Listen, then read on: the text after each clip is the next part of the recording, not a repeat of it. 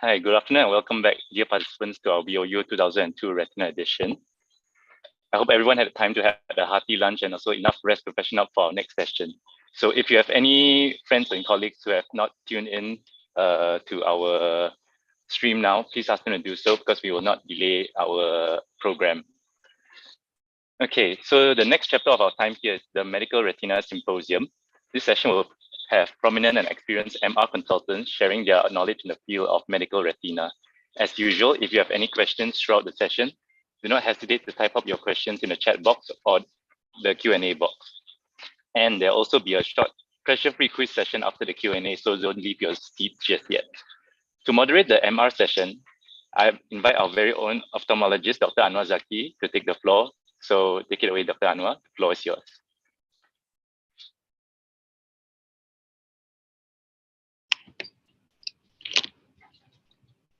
Thank you, Dr. Chan. For the next presenter, I would like to introduce our first speaker for medical retina session for today, Dr. Rajasuda. Dr. Rajasuda is currently working as a consultant ophthalmologist specializing in medical retina and uveitis in Hospital Selayang. She graduated from McGill University, Montreal, Canada in 2005 and obtained her Masters of Surgery in Ophthalmology from National University of Malaysia in 2015. She then furthered her studies and did her fellowship training in medical retina in Hospital Shah Alam, Hospital Selayang, and Moorfield Eye Hospital in London. Please welcome Dr. Rajasuda to present on her topic, myopic degeneration.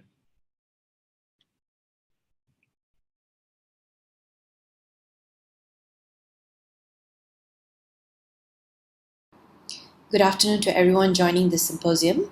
I would like to thank first and foremost the organizing committee in putting together this wonderful meeting, and it is my pleasure to present my topic for today, myopic maculopathies and myopic CNV. So before we move on to what myopia-related maculopathies are, it is always a good idea just to have a refresher on what pathological myopia is. Pathological myopia is the fourth most common cause of irreversible blindness worldwide, and the maculopathies associated with myopia are a common cause of visual disturbances, especially in the setting of pathological myopia. So they are also known by a few other names. They were previously known as degenerative myopia and also as malignant myopia. However, what is pertinent is to understand that high myopia is not equivalent to pathological myopia. High myopia is merely an increase in axial length with the presence of a high refractive error. But pathological myopia, although they have these other two features, must be having concurrently the characteristic posterior pole changes. So here are some examples of what posterior pole abnormalities look like in patients with pathological myopia. These are images of patients that we have seen in Hospital Selayang. And all three images show that they have tessellated fundus, also known as tigroid fundus. They have peripapillary atrophic crescentric changes, some to a larger degree than the rest. And in the first image, you can see that there is also slight optic disc tilting noted. In this second image, we can observe a few white linear lines. These are known as lacquer cracks. Lacquer cracks are essentially breaks in the Bruch's membrane as the eye progressively elongates. There are also atrophic changes noted in all three images. In this image, the diffuse atrophy is more generalized as opposed to the first image where the atrophy is more patchy in nature. Posterior Staphyloma is another feature that is important in patients with pathological myopia. However, we are unable to capture them in these images because they are more posterior pole oriented. They are more visible in wide-angle pictures. In the first and the third image, you can see that there are hemorrhages noted in both these pictures. However, they are quite different because in the first image, this is a simple macular hemorrhage, also known as a simple subretinal hemorrhage. Whereas in the third picture, this heralds a more sinister sign, although it is also subretinal hemorrhage, but underneath it there is macular choroidal neovascularization growing. So posterior staphyloma is probably the single most important cause leading to all characteristic changes that we observe in myopic degeneration. Here is a schematic representation of what posterior staphyloma looks like with time. So in this A image is what a normal eyeball looks like. In B, you can see there's progressive axial length elongation of the eyeball, but the equator remains the same. In C, as the eyeball elongates, there's an outpouching of the wall of the eye which produces posterior staphyloma. You can have posterior staphyloma without the presence of axial lengthening, but this is pretty rare. Outward protrusion of the wall of the eye is best observed with an indirect ophthalmoscope, and the incidence of posterior staphyloma increases with age. Here we have an image to better show what a posterior staphyloma looks like. This is an Optos wide field image, and because of the presence of the wide angle of this camera, the posterior staphyloma is captured more accurately. So here we have the zone that shows the sudden dip of the retina where the posterior staphyloma is located. So we have this abrupt margin that demarcates between the posterior staphyloma zone and the normal retina. In the area of the posterior staphyloma, the retina is more pale in comparison to the normal retina. And because of the stretched out nature of the retina, the choroidal vessels are more apparent as well. On the right side of this slide, we have an OCT. In this case, it's a swept source OCT, which captures the way the eye has angulated in the presence of a posterior staphyloma. It tends to be more V-shaped as opposed to a U-shape that we see in a normal eye. Because posterior staphyloma is an important clinical feature, there are a few classifications that describes what a posterior staphyloma can look like. But the most common one that we use is the Curtin's classification of posterior staphyloma. So here is an example of how the classification of posterior staphyloma look like. Although this image looks complicated, essentially they're just broken into two types. In the top row, we have the simple posterior staphyloma, and in the bottom row, we have the compound or the combined staphyloma. So in the simple form, we have type 1 to type 5, and it basically just tells you where the location of the posterior staphyloma is. So type 1 is the most common type of posterior staphyloma, where the posterior staphyloma is centered on the posterior pole. Type 2 is just a smaller version of type 1, and type 3 posterior staphyloma is centered on the optic disc.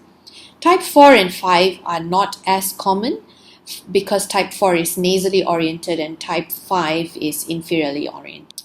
In the bottom row, it's a combination of type 1 to type 5. So for example, in type 6, you have a posterior staphyloma which has a larger type 1 with a second posterior staphyloma which is centered on the macula, which is the type 2, and so forth. So because the Curtis classification, although it's reasonably simple, but the breakdown is quite numerous. So to modify it even further, the Japanese group has come up with this modified classification, which has just 5 types, and it's also location based, and from type 6 to 9 they have lumped it all into type 5. As long as they are present in the posterior pole, they are called as type 1. So now we come to the crux of our presentation, which is the myopic maculopathies. So the reason why posterior staphyloma is important is because that is the starting point of all these other changes that we observe in pathological myopia. There is no proper categorization of maculopathies, but most papers agree that broadly you can classify them into these 4 types. So we have the chorioretinal atrophies, the myopic tractional maculopathy, the dome-shaped macula, as well as the myopic CNV, and we'll go into them one by one. Chorioretinal atrophy is basically a consequence of the thinning of the eyeball. So it starts off by having lack of rigidity in the scleral tissue, leading to choroidal thinning and then subsequently retinal thinning as well. So this thinning can be either generalized, or it can be patchy, or it can be focal. So in diffuse chorioretinal atrophy, this thinning happens throughout the posterior pole. Whereas in patchy chorioretinal atrophy, there are pockets of these thinnings that's happening, maybe at the same time or may not be at the same time, and eventually they may or may not become confluent. And then lacquer cracks is like localized areas of atrophies where there is a sudden give when the atrophy is progressing, and then you have this break in the Brooks membrane, and then it creates this lacquer cracks. So between these three, patchy chorioretinal atrophy and lacquer cracks are important, as we will come to recognize in the subsequent slides.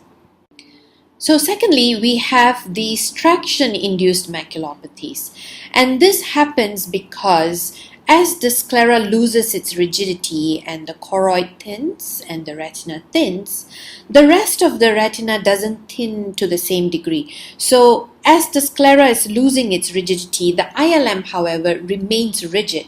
So when there's these two opposing forces that are not moving concurrently, they become tangential forces. So as the sclera buckles down and the ILM pulls up, you have this traction maculopathy causing schisis. So the schisis can happen in any of the layers. And in this instance, in the first image, we see that the schisis is happening in this outer plexiform layer, and you can see the thread, the bridging threads that's holding the plexiform layer together. But at the same time, you can see this ILM is being pulled as well, causing a schisis in the inner retina as well. So if the traction is large enough and big enough, it can cause a hole, a tear, and it can either be a full thickness macular hole or it can be a lamella hole. The treatment and the management for this, however, is out of the scope of this topic. It's more surgical oriented, and it depends on the patient, depends on the visual prognosis and many other factors before you decide to go in and try to repair this damage. So in this slide, we have an example of a patient that we have seen in hospital Selayang, and it can give you an idea of how this retinoschisis can develop with time. In this first OCT cut, you can see that there's schisis happening at the inferior aspect of the retina. The fovea, however, is well attached. So there are two components happening at the same time. So one we have on the outer retina where the schisis is more apparent, but to a certain degree there's a tractional element happening on the inner retina as well. So as time goes on, or in this case about a year later, you notice that the amount of the schisis has now progressed at the same inferior aspect of the retina, and it has also progressed to such a manner that it has now involved the macular region, which was initially intact. So moving on, we have another maculopathy, which is the dome-shaped macula. So dome-shaped macula is more of an OCT diagnosis because you can't really pick it up clinically with direct or indirect ophthalmoscope, and you can't pick it up on fundus photography either. It's the OCT that gives you an idea that instead of outpouching, now it has started to convex inwards. So this is postulated to be secondary to a compensatory mechanism of pathological myopia. So in a way, nature is trying to preserve the macula by buckling up inwards instead of outwards. And because the architecture of the RPE has changed as well, sometimes the RPE function can be impaired, and therefore you can occasionally see subretinal fluid associated with dome-shaped maculopathy. What is important is to investigate further, evaluate further to ensure that the subretinal fluid is not in fact due to the starting of a CNV complex. We also have myopic subretinal hemorrhage. So this is an interesting entity because, like I've mentioned before, not all subretinal hemorrhages are the same, and not all subretinal hemorrhages mean that there is a CNV complex. Just like you can have subretinal hemorrhage because of a Valsalva retinopathy, or you can have subretinal hemorrhage because of a trauma, it does not necessarily mean that a subretinal hemorrhage in a myope patient is because of the presence of CNV. So myopic simple subretinal hemorrhage can happen in about 3.1% of myopic eyes. This is because, as I mentioned earlier, as the eyeball is extending, so the choroid is thinning, the sclera is thinning, the retina is thinning. Now the vessels are also being stretched at the same time. So because of this, you can have bleeding from the choriocapillaries as the axial length is elongating with time. So it's more of a stretch mechanism. And because of this continuous stretching that occurs, and sometimes to quite a big degree, you have this sudden break in the vessel, just like how you would have a break in the Brooks layer leading to lacquer cracks. You can have breaks in the vessels adjacent to the Brooks layer that leads to a bleed. So this is the reason why once the subretinal hemorrhage resolves, you can actually notice the formation of new lacquer cracks underneath the subretinal bleed. So this means that this subretinal hemorrhage is purely stretch related. It's purely anatomical in nature, and it has got nothing to do with the development of choroidal neovascularization. It spontaneously happens, and it can also spontaneously resolve. So this is actually a good prognosis. So to give you an idea, I'm going to show you an example of a patient that we saw in Hospital Selayang. So this is an image of a 35-year-old Chinese doctor who is under our follow-up for his myopia. So he comes in complaining of sudden blurring of vision over the right side, not too much, just mild blurring of vision on the right side. And then we do an assessment, and we notice there's this submacular bleed present on the right eye. And as we do the OCT scan, we also notice this subretinal material situated in the outer retina. So with enough expertise, and if you've seen enough OCT image, you tend to look for CNV complexes in this case. So we scroll up and down. We cannot identify a CNV complex. We can't look for where the breaks potentially incite the formation of CNV complex. So we're quite convinced that this is a simple macular hemorrhage. It's nothing to do with a CNV. So we let him go home and come back in about 2 weeks' time without jumping into conclusion and injecting him straight away. So we're going to give benefit of the doubt. He comes back in 2 to 3 weeks' time, and we notice now that the submacular hemorrhage has spontaneously started to resolve. And what was previously was a subretinal material, subretinal hyperreflective material has now flattened and has just become this streak on the outer retina. So now we are convinced that this is definitely a myopic macular hemorrhage, and it's not because of a CNV complex. And when he comes back in about a month's time, the posterior pole is completely normal. We do not see any scarring that happens due to an untreated CNV complex, and the OCT now is crisp and pristine. So this is just an example of how you don't need to quickly give an anti-VEGF just because we are afraid that it might be a CNV, because bearing in mind, injecting in a high myope patient is not like injecting in an average eye. In a high myope patient, they have higher risk factors of developing retinal tears, retinal detachment. It's a thin choroid. The measurement may not be as accurate when you're using your caliper to inject in a high myope eye. So in fact, sometimes injecting unnecessarily in a high myope patient can be more dangerous than not doing anything.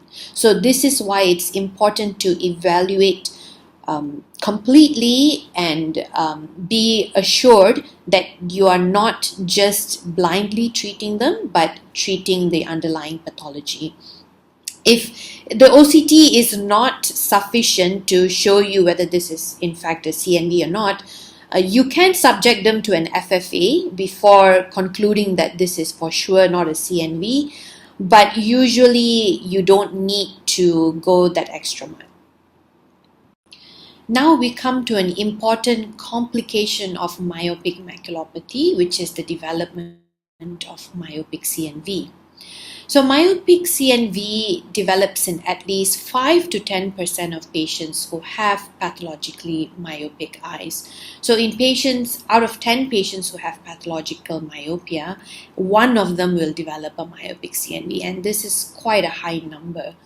In fact, in patients who are below the age of 50 years old, if they have a CNV, 60% of them is because it's a myopic CNV.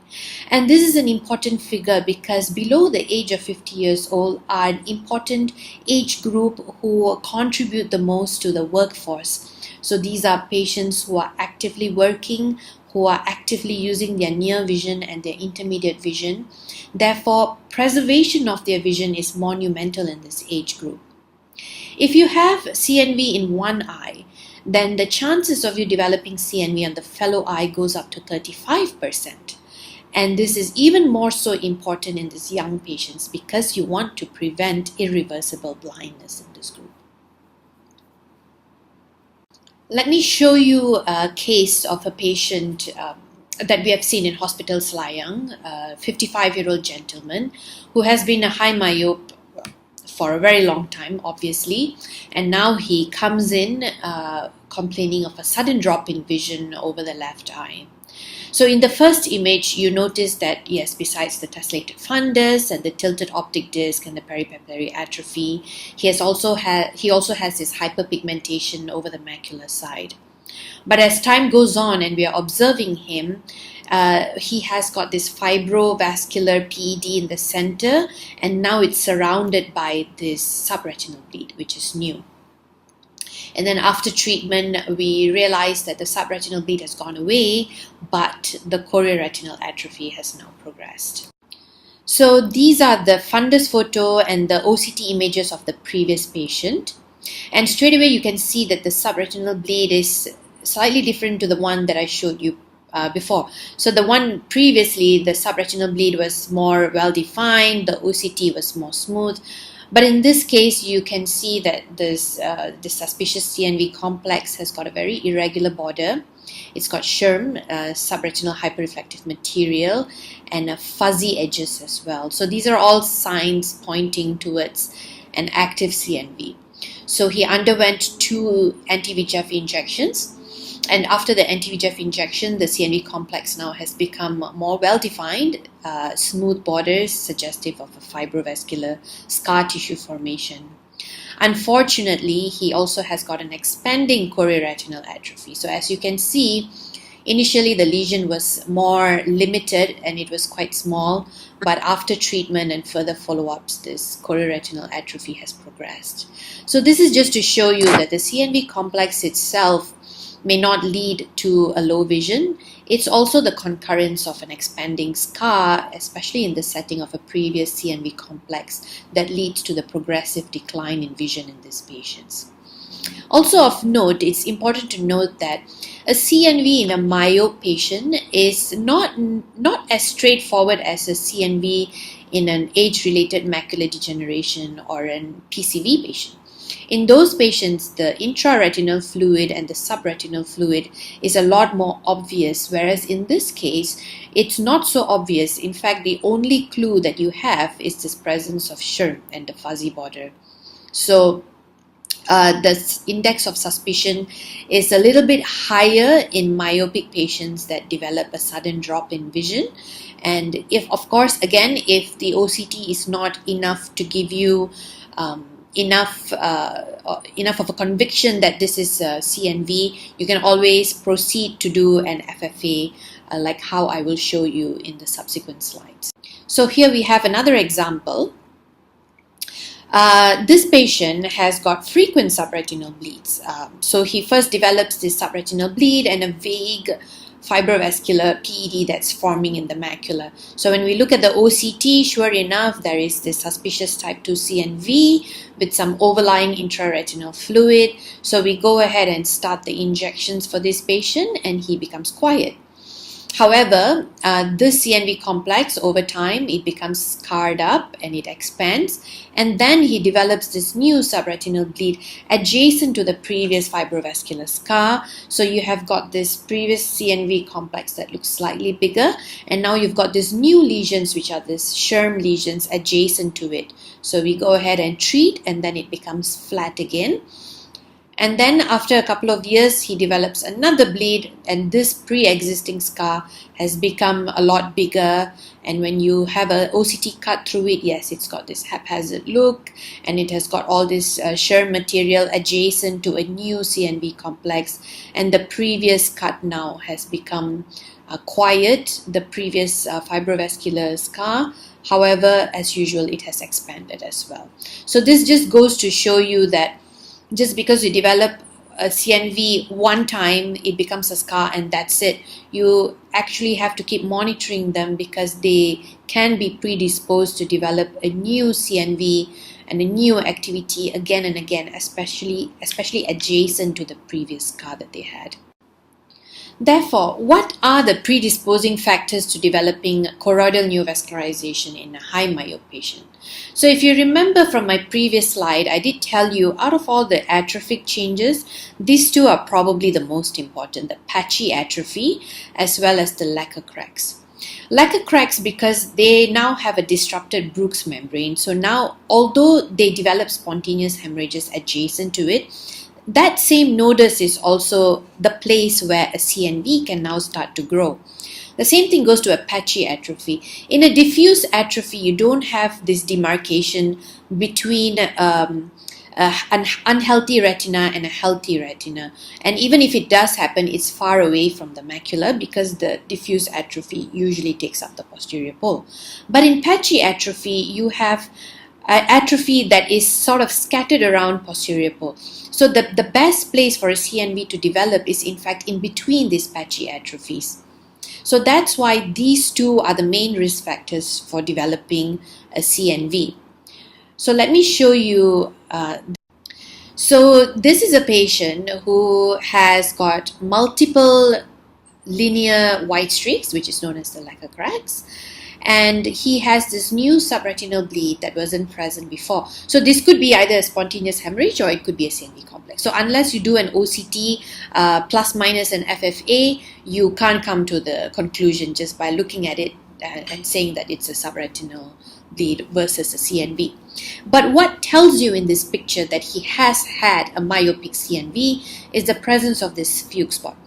So fugue spot is usually this black lesion that you see centered on the fovea, which shows that this patient has had a CNV in the foveal area. He has developed a CNV in the past. It has sort of scarred up. And what has happened is that RPE has become hyperplastic and remodeled on top of the foveal region. Therefore, now it looks like a black spot. So it can also look red when it's a fresh fugue spot. And that goes hand in hand with the theory that lacquer cracks can predispose you to getting myopic CNV. So here's an example of how a lacquer crack eventually has got concurrent CNV. So this is not a Slayang patient. This is one of the case reports that I've decided to share with you, taken off PubMed.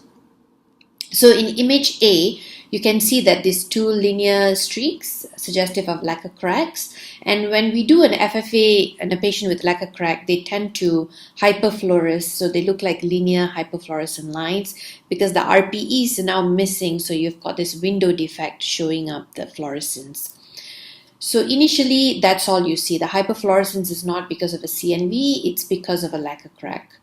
And then as time goes on, they notice that there's this subretinal bleed adjacent to the two previous lacquer cracks. So when the angiogram is repeated, sure enough, it shows the classic CNV pattern. Therefore, going in hand with the theory that the CNV bleed can occasionally happen adjacent to previous lacquer cracks. This is another example of an FFA in one of our patients in Hospital Selayang. So this gentleman, about 49 years old, he already has a fibrovascular scar, this grayish membrane that you see on the left eye. So he has had a previous left eye CNV. So therefore, his right eye now is the precious eye. So he comes in complaining of slight distortion in vision, and all we see is just this small areas of atrophy. Okay, so we're not sure if this new symptoms is due to a CNV complex. So when we do the OCT, we notice that he has got this element of dome-shaped macula, but then again, there's also this hyperreflective lesion, almost very reminiscent of a CNV complex. It doesn't quite have all that intraretinal fluid, subretinal fluid, but he is symptomatic, and there's this vague fuzzy border that we notice on top of that. So we're not sure if this is a CNV complex. So we proceed to do an FFA. When we do an FFA, this is our finding, which tells us that yes, it's confirmed that he has got a CNV secondary to a myopic maculopathy. So first you notice that there is a hyperfluorescence centered near the fovea. And then over time, there's increase in intensity and there's a slight increase in size. And as you go to the late phases, you notice that the size has now become progressively larger. So this is a classic CNV. And of course, just to be extra sure, because his choroid is also slightly thick, so you don't want to miss some of the things that can mimic a myopic CNV, such as a PCV. And his ICG doesn't seem to show any polyp. So this is a confirmed CNV secondary to myopia. So moving on, let's touch a little bit about the management of myopic CNV.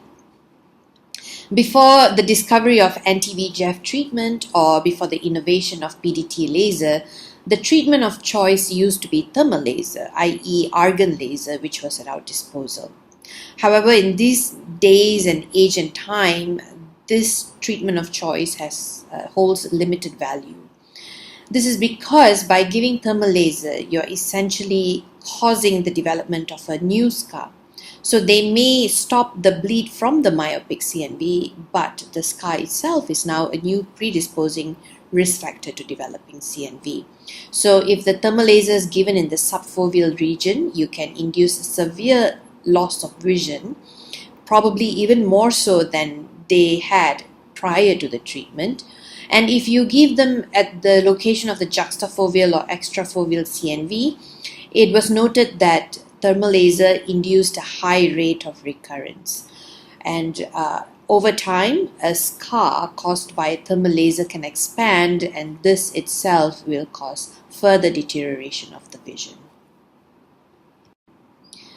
During the 90s, with the invention of PDT laser, treatment of myopic CNV was so much more favorable.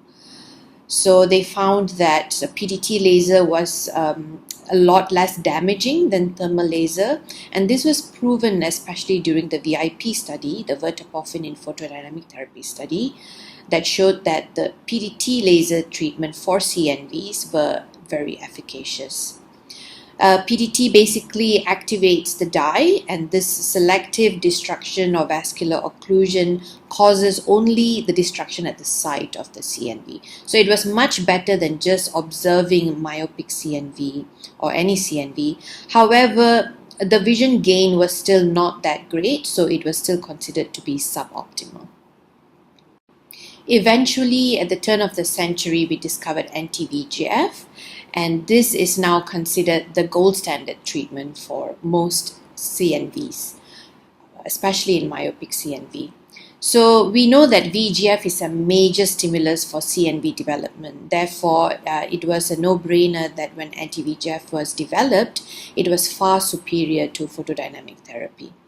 So currently, worldwide, when we have myopic CNV, the first go-to treatment would be an anti-VEGF as opposed to giving the conventional thermal laser or the photodynamic therapy.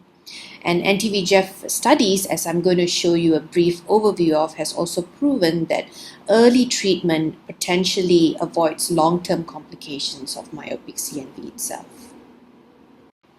The REPAIR study done in 2013 was the first study to focus on myopic CNV. So this was an open label study, so all the patients recruited in this study knew that they were getting ranibizumab, and it was a phase 2 study. So patients received intravitreal ranibizumab, And the patients that were selected either had a juxtafoveal CNV or a subfoveal CNV. So the way they were treated is they were given the first dose, and then the subsequent doses were based on a PRN basis. So this is based on the retina specialist looking at the OCT, the angiogram, as well as their best corrected vision. And then they make a judgment call either to give or not give the intravitreal ranibizumab. So in this study, they found that 86% of the patients showed dramatic improvement in their vision, and most of them had at least a 10-letter gain in vision. And overall, there was an average of 3 injections within that 1-year period. This was then followed by the Radiant study. So this was a proper phase 3 RCT double-blinded multi-center study, and this was carried out in 2014, or rather published in 2014. So this study basically compares the gold standard at that time, which was PDT, with this new drug, which was the intravitreal ranibizumab. So ranibizumab was given at the first instance, and then they had 2 arms. So one arm would receive it in a month's duration, and then at 3-month duration. Whereas the second arm would get the first dose, and then they would have just a PRN injection, just like the repair study. And then of course you had the third group, which received PDT as their first line therapy. So as they were doing this study, they found that the intravitreal ranibizumab was superior to the PDT group. So as they started to notice this, they offered the patients in the PDT group to switch over to the ranibizumab group, and they found that they also did well when they switched over.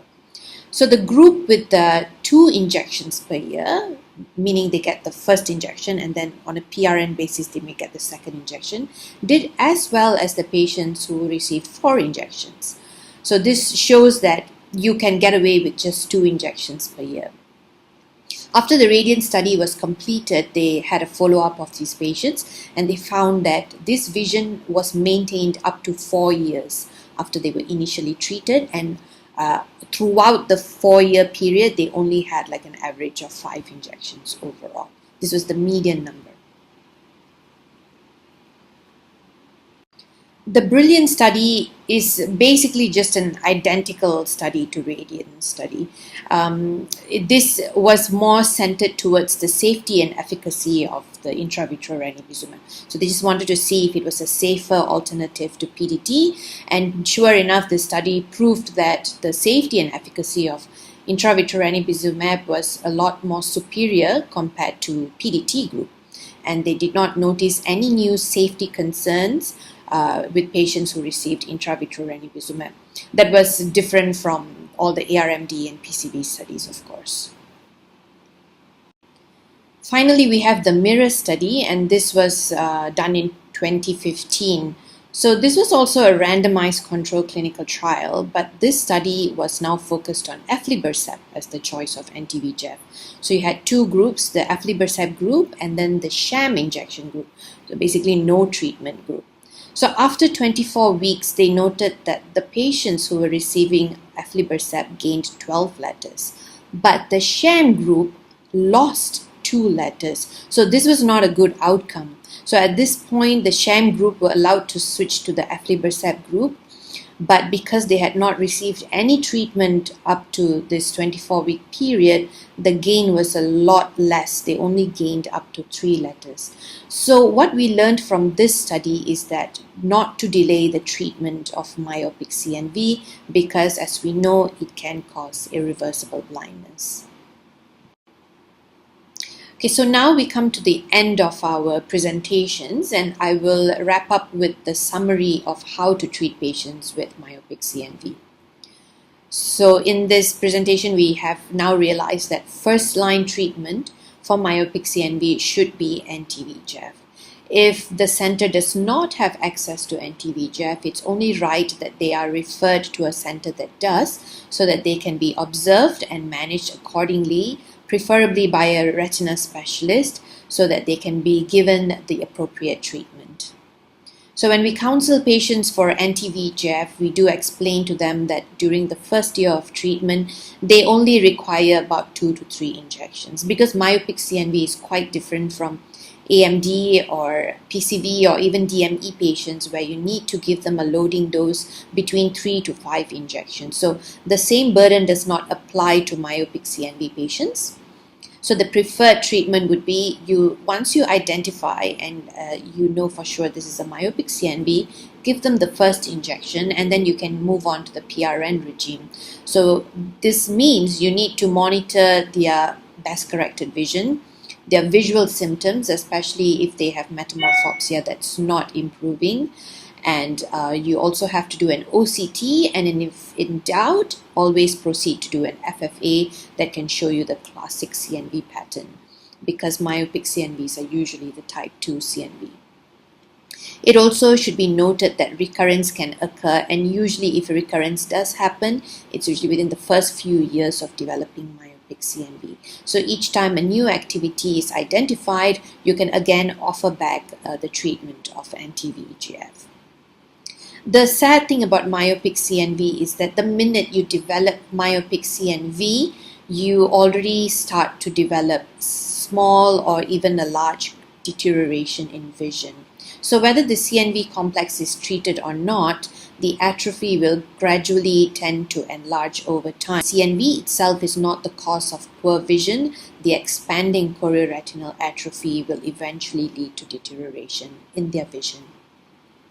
This is when you need to think outside the box, when anti-VEGF alone is insufficient, and you can start to offer them low vision aid even at an early stage. You do not have to wait until they reach about 636 or 660. The minute you start seeing them deteriorating towards 618 and so forth, you can already start referring them to low vision clinics so that we can give them the necessary equipment to maintain and preserve their visual function.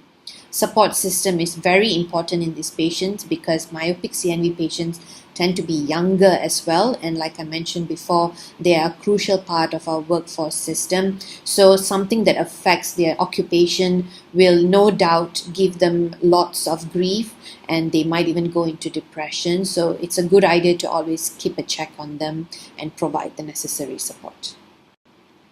So with that, I would like to thank the panel. These are my references, and thank you for having me on board for this presentation, and I hope to see you the next round.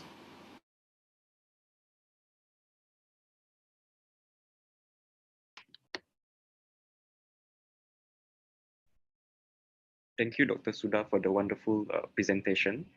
If you have any questions, please leave your questions in the chat box, and we will reserve it for the Q&A session later. For the next two presentations, I would like to welcome Dr. Haniza. Dr. Haniza is currently a consultant ophthalmologist in medical retina and uveitis services in Hospital Selayang. She completed her fellowship in medical retina and uveitis in Hospital Selayang and Moorfield Eye Hospital, London in 2008. Please welcome Dr. Haniza to present on infectious and non-infectious uveitis, tips and tricks in diagnosis and management.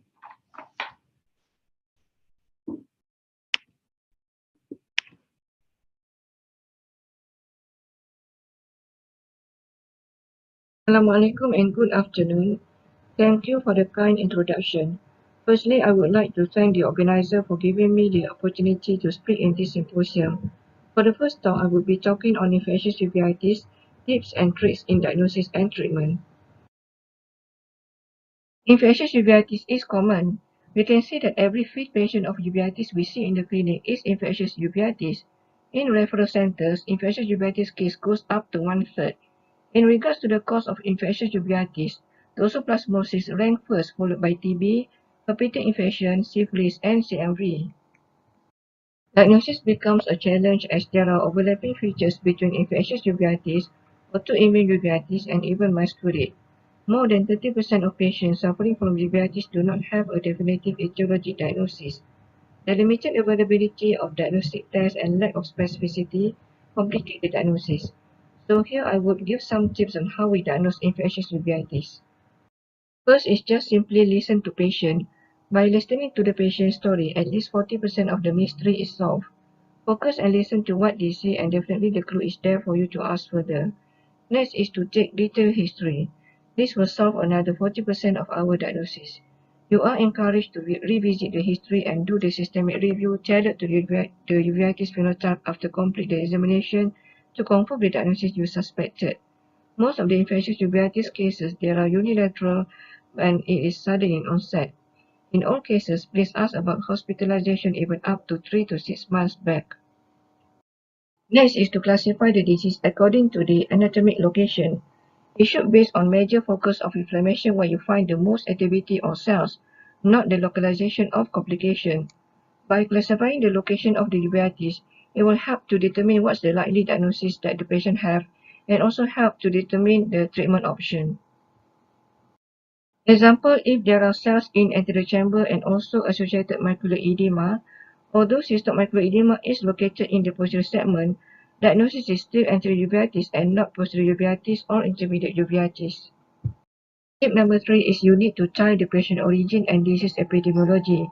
For example, if patient from Nigeria comes to you with findings of Choroidal Neuroma, so you might like to think of TB as the most likely possibility as TB is common in that country and do the necessary investigation to confirm the diagnosis. Tip number 4 is to recognize certain characteristics in the anterior and posterior segment and work out the diagnosis based on that. Common is common, so think of the common one first to fit the finding. For example, if you see multi-fat capiz, then the common one is TB for infectious cause or sarcoid for non-infectious. If there is hypopion, think of common one endophthalmitis, viral or TB. If there is high IOP anterior uveitis, common one is viral infection. For retinitis, if unifocal, toxoplasmosis is more likely. If at peripheral and confluent retinitis, then think of UN. So that's how you should work. Further about the capiz, when you see capiz, please look at the morphology more carefully.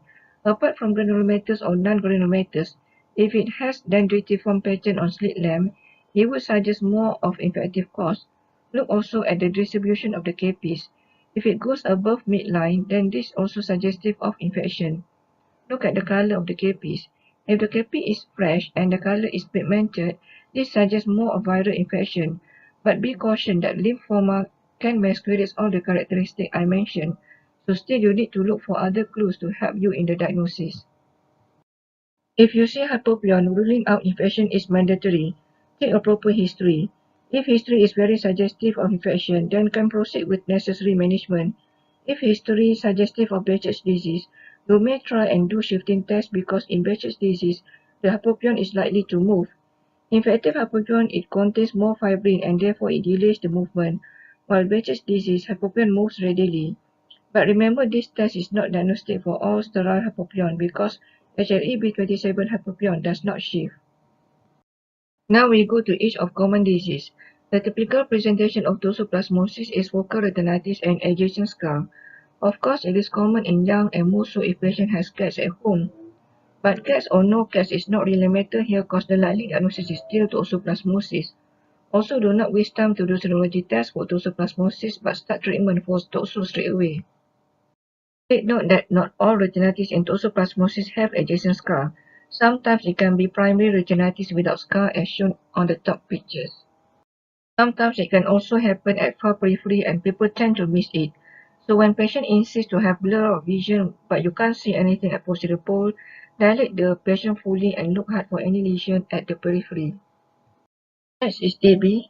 There is no pathognomonic sign for ocular TB, but apart from our country, if you see uveitis patients from these 7 countries like India, China, Indonesia, Philippines, Pakistan, Bangladesh, and Africa, where 2/3 of their uveitis cases belongs to TB, please make TB as your top priority to be excluded. You may suspect TB if you find multi-fat capiz, broad-based posterior saniculae as shown here, or other features of granulomatous uveitis such as capiz nodule and Busaka nodules. Among all the findings in the anterior segment, if you see broad-based posterior saniculae, the diagnostic accuracy of TB is high, nearly 80% as compared to other findings. In the posterior segment, choroiditis is the most common presentation of TB, commonly associated with disseminated or miliary TB. The 2 years data in hospital Selayang showed that the choroiditis predominates presentation in posterior segment, about 60% followed by occlusive vascularitis and the rest. Tuberculoma is solitary, intense yellow in color and lobulated. Often we can see surrounding hemorrhage and exudative RD because tuberculoma is associated with vascularity. Differential diagnoses for this include choroidal metastasis, amylonotic melanoma, and sarcoid granuloma. In the multinational description involving 245 patients with choroiditis, serpiginous-like choroiditis due to TB was found to be the most common phenotype. But somehow I noticed we did not see many serpiginous-like choroiditis here as compared to tubercles or tuberculoma.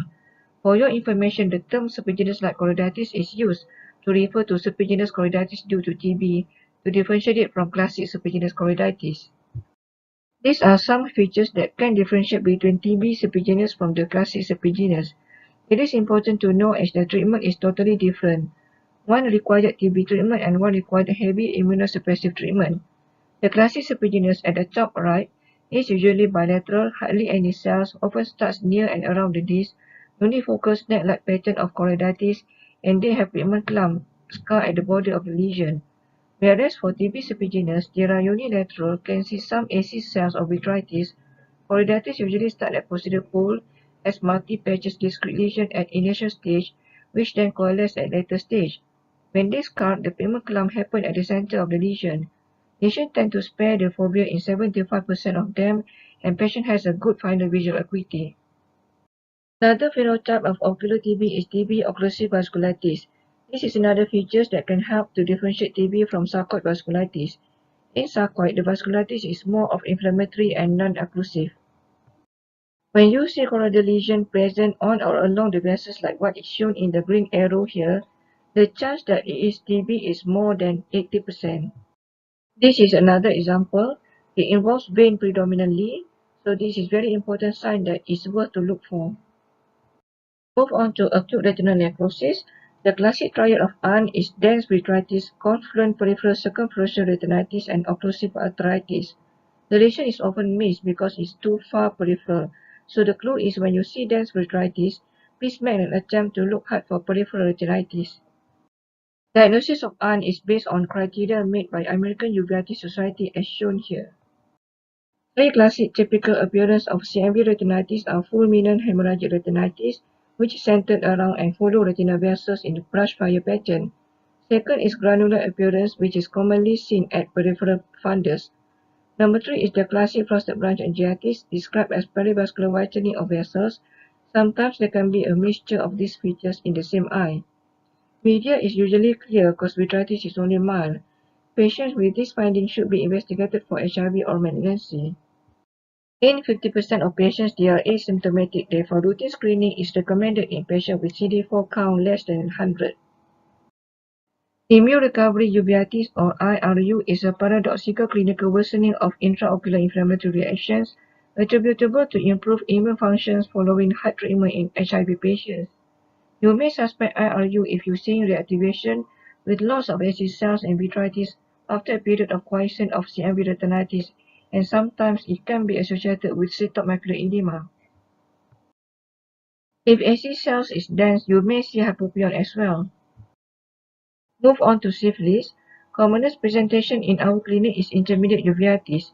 You will see hyperemic disc, vitritis with haze, retinal salt and pepper, pigmentary changes at the periphery, cytopenic macular edema, and some spillover of AC cells. But of course, this won't be enough for you to make a diagnosis, so you need to supplement it with more history and look for more signs. Please note that most of ocular syphilis is at secondary stage of presentation. Therefore, don't forget to look for systemic findings in the palms and soles, and do not get surprised that most of them will have those rashes. So the clue is simple. If you see a young adult with intermediate uveitis, don't forget to ask them to show his hands and sole. And if you see these rashes, it is likely to be syphilis. If you see neuroretinitis, it is infection until proven otherwise. Three infections that commonly have these presentations are Bartonella, leptospirosis, and myelloidosis. I call this as trio infection. Sometimes they can have combined infection, for example, Bartonella with leptospirosis. I'm not surprised if you can see triple infection in one patient because these zoonotic infection, they tend to share a common risk factor. So you need to ask for the history to confirm your diagnosis, including having pets, cat scratch, contact with soil, muddy water, bathing in ponds, stagnant water, exposure to food, to flood, and so forth. Leptospirosis is also called biphasic illness. After 4 to 7 days of bacteremia, bacteria rapidly eliminated by immune system from all host tissues except immunologically privileged places like brain and eyes. Patient might not recall systemic symptoms as ocular presentation generally develops 6 months after systemic infection. So very important in uveitis patient, you have to ask history traces to at least 6 months ago. This patient presented to us with signs of endophthalmitis. She gave history of left eye post-ocular puncture 1 week before the eye symptom that we thought causing microperforation. The fundus view was poor. There was lid swelling and viscous shock loculation. After 2 days treatment for endophthalmitis, little improvement noted. Then further history, we found that she was actually traveled to Taiwan 1 month prior and got admitted there for 10 days for leptospirosis with symptoms of vomiting, cough and fever. And now she has this symptom. So that's why very important to ask any significant medical or surgical history that could be relevant to the current clinical features. And serology was for leptospirosis here was positive. Post-treatment was well with good vision. So when you encounter patient with neuroretinitis, please ask for the detail about systemic history few months back before these ocular signs appear. In context with Bartonella, variety of systemic manifestations have been described including endocarditis, osteomyelitis, hepatosplenic, lungs and CNS involvement. Myeloidosis is also a great mimicker similar to syphilis and TB. Prevalence of ocular myeloidosis was from 0.5 to 1%. Prognosis is poor, 64% are legally blind, only 1/3 get their vision improved.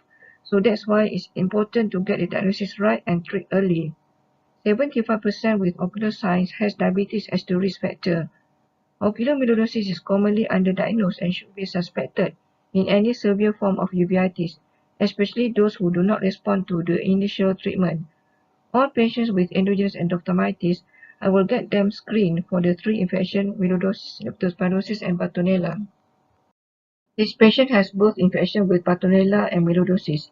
As I mentioned, very common that we see combined infection in patients with neuroretinitis as they are sharing common risk factor. And similar here, mix of Bartonella and leptospirosis. When you see neuroretinitis in a young male or young boy, please try and look hard for subretinal lesion that happen in crops. Sometimes it's located at the periphery, so you need to use wider field length so that not to miss it. So this is Dusen. The clues are crops of subretinal lesion that represents the nematode subretinal threads, and in the blood you may find eosinophilia. Same patient photo in montage. This photo clearly showed the so-called journey of the possible nematodes at posterior pole. After we give the focal laser to the suspicious migrating larva, we managed to stop the migration and it ended up with scarring 6 months later. In immunosuppressive patients, example in HIV, often the lesion behave differently from the immunocompetent patient, so we need to get ourselves aware. For example, in TB, it can present with multifocal, vascularized, and often that we see the satellite lesion at the surrounding of the granuloma. Sometimes also we can see 2 infections occur at the same time. As in this photo, patient has TB, tuberculosis, and also co-infected with CMV retinitis.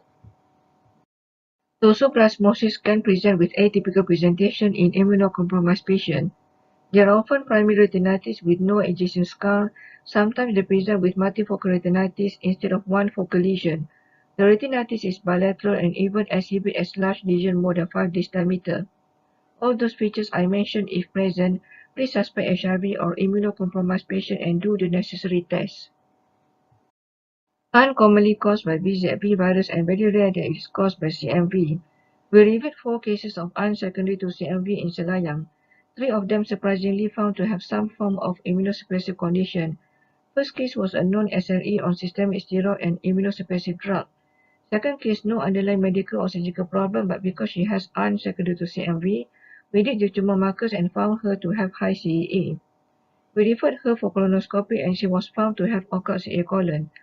Patient number 3 found to have severe anemia due to underlying undiagnosed CKD. So if you have patient has unsecondary to CMV, please rule out malignancy or look for occult immunosuppressive disease. For syphilis in HIV, other than intermediate uveitis, the next common presentation is posterior placoid chororetinitis. It is characterized with subtle finding of yellowish grey plaque-like lesion at outer retina at the level of RPE. It can be accompanied with mild vitritis. Because it is subtle, FFA can help to easily define the lesion, as you can see in the photo on your right. Next is how do we recognize endogenous endophthalmitis. History is the most important. Always think of endogenous endophthalmitis if you get referral from medical or surgical ward. Risk factors include uncontrolled diabetes, IVDU, debilitated patient with CKD or malignancy, and also patient on immunosuppressive. If patient is young, do not forget to look for evidence of infective endocarditis and request for cardiac echo. Commonest organism in East Asia is Klebsiella. Among fungal etiologies, Candida albicans is the most common yeast, and Aspergillus is the most common mold. If you notice, it tends to be on the right side of the eye due to more direct blood flow to right common keratic from aorta. This photo belongs to a 28-year-old Chinese young man, previously healthy and well, suddenly admitted to medical ward for PUO. 2 days later, blood culture confirmed Staph aureus. He complained of blurring of vision right eye 1 week after admission. Fundus showed multifocal Chororetinitis both eyes. Echo showed vegetation at aortic valve and mitral valve. Ivacloxacillin and gentamicin was commenced for him, and he was well after treatment. Clue to the viral cause of anterior uveitis is high IOP even at first episode, and they are mostly unilateral. For HSP virus on the skin, please look for group vesicle rash. For NIF, they can have dendritic ulcer or interstitial keratitis. The capes tend to have arch triangle distribution and they are often pigmented. The iris atrophy tend to be sectoral in half of them and exhibit transillumination defect. In varicella zoster virus, the cornea has signs of pseudodendrite, nummular keratitis, or limbal keratitis. Their capes often pigmented with variable distribution. They may have history of recent dermatomic skin vesicles. The stromal atrophy is massive and diffuse compared to herpes simplex infection. Please remember to look for scar on the skin around the eyes for clues. VZV left a residual scar, but herpes vesicles usually heals. For CMV anterior uveitis, the clue is high IOP, unilateral, more in male, iris atrophy is mild, no transillumination defect, Posterior Staphyloma is absent. In acute stage, the capes has ring or linear capes. Chronic form, the capes is diffuse, fine, and mostly pigmented. Fine or nodule-like capes are pathognomonic sign of CMV anterior uveitis. Endothelial count is especially reduced in CMV anterior uveitis. Since COVID is still endemic everywhere, and we do not know the extent of COVID infection and their phenotype in the eye, it is mandatory for all uveitis cases to ask patients about whether they had COVID infection before and take note of the date of infection and their vaccination history in details. You may find that COVID might explain some of the clinical findings that you see in their eyes. There are numbers of reports about ocular manifestation of COVID infection. These are some of the reports that I find relevant for us today. The manifestation in the eye include COVID retinopathy, acute macular neuropathy or AMN, paracentral acute medial maculopathy or PAMM, Sinceregenous Coronaditis reactivation, RPO and RAO in COVID-19, anecdotal report of new onset of inflammation in previously controlled inflammation, COVID-induced photoreceptoritis, and neovascularization. I have 2 cases from Selayang. Photo on the left is a lady with a non-rheumatoid arthritis with intermediate uveitis, already on remission since 2019, completed 2 doses of vaccine. On November 2021, the disease was quiescent. She then had COVID infection on February 2022, 6 weeks after her latest dose of infliximab. Review in April, 2 months after COVID infection, she had reactivation of intermediate uveitis with recurrent cystic macular edema. Next case photo on the right is young lady with a non-intermediate uveitis. On January this year, she has no active inflammation. In March, she had COVID infection, and in April this year, noted reactivation with anterior chamber and anterior hyaloid cells of 1+. However, no increase in the CMO seen.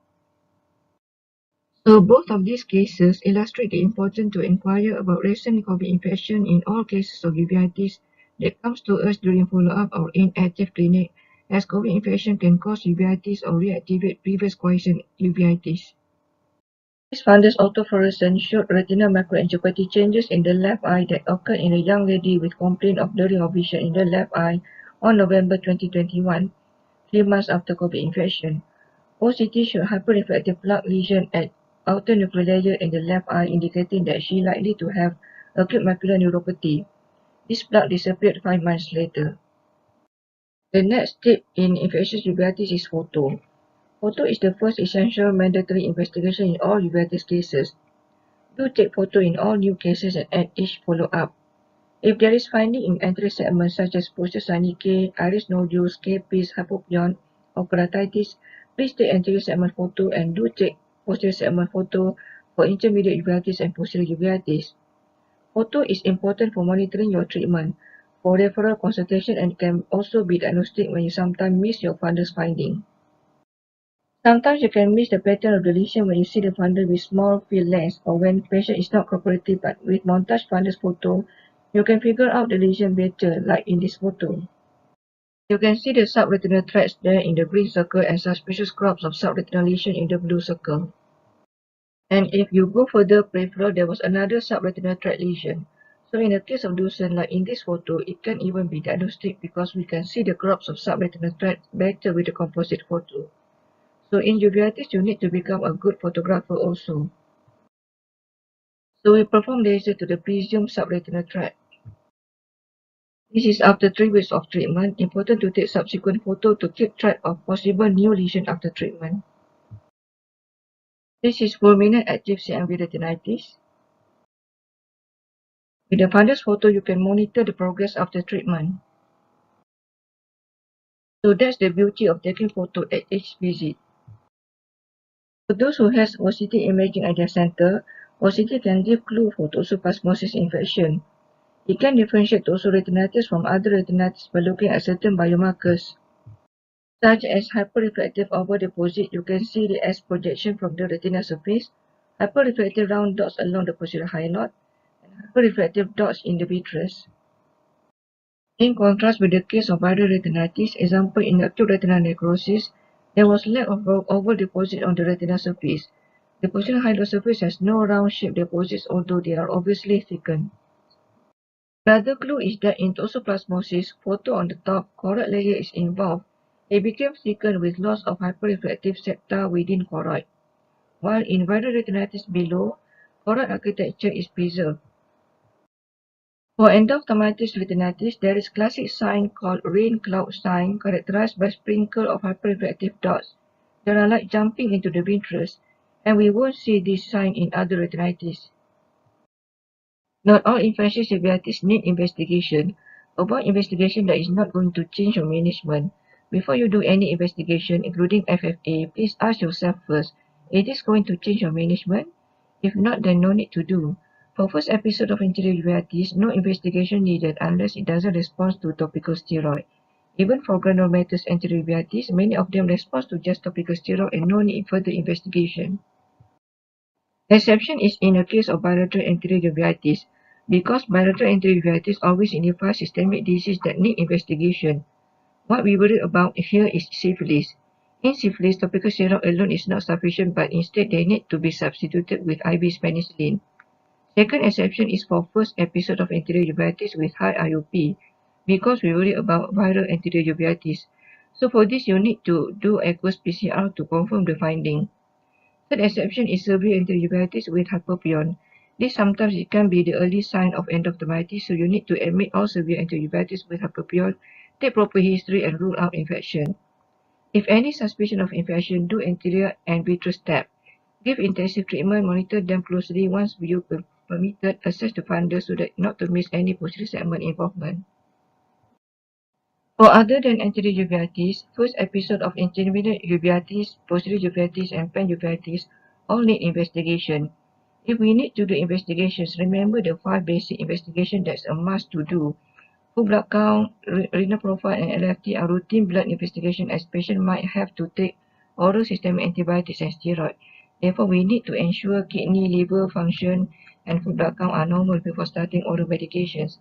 And then VDRL and MAN2 tests are important as syphilis and TB are the great mimickers that need to be excluded in all uveitis cases. Add serology for Burkholderia, Bartonella, and leptospirosis in the case of neuroretinitis or endoscomitis. If you use systemic steroid, then please check BPs and sugar at every visit.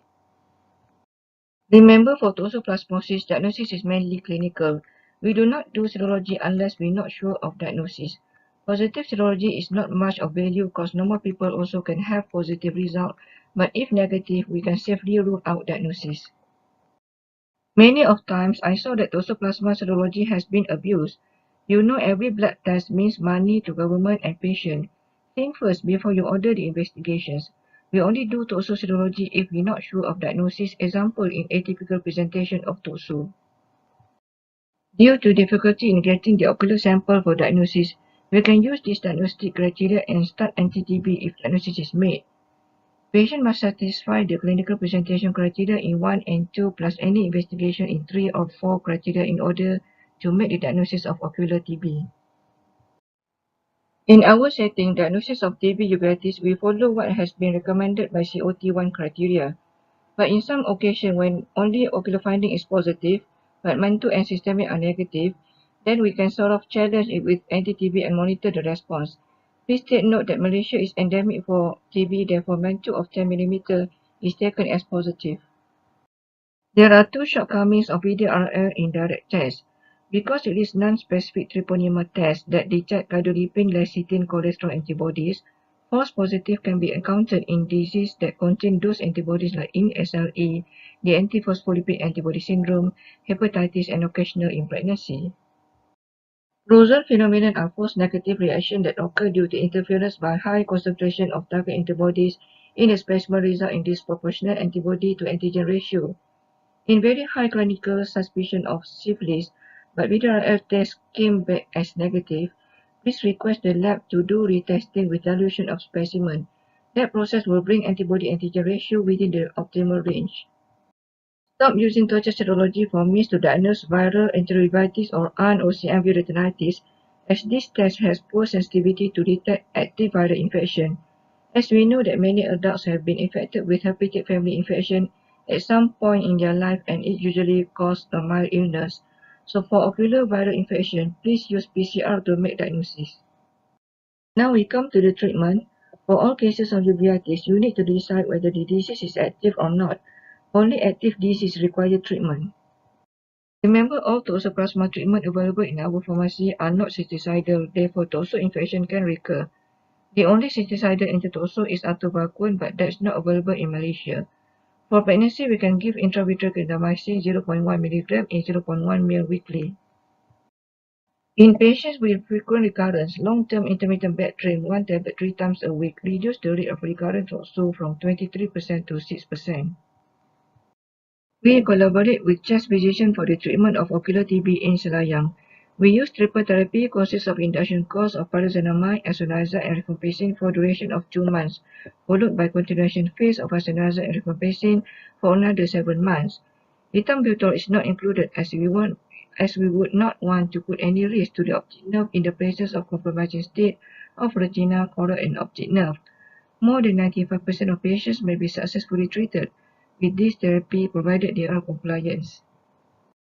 Systemic steroid is added in a dose of 1 mg per kilo to treat inflammatory component, example vitritis, vasculitis, or exudative RD, surrounding choroidal lesion, and paradoxical reaction. The dose is 1 mg per kilo and not half per kilo because the presence of rifampicin will increase the clearance of penicillin. Topical steroid is used for anterior uveitis. In the case of occlusive vascularities, combined anti-TB, laser, and prednisolone were given to patients. This showed PRP laser to the capillary fallout area of the same patient just now. This showed multifocal tuberculoma with surrounding exudative RD that responds after course of anti-TB. Treatment for Dawson involves focal laser to the suspicious subretinal tract. Give antihistaminic but not for 3 days but for 4 to 6 weeks at least. Watch above 24 to 48 hours. If there is increasing vitritis, then start oral prednisolone inflammatory dose. Watch for new subretinal tract. If no further new lesion within a week, then it's likely that nematode had died.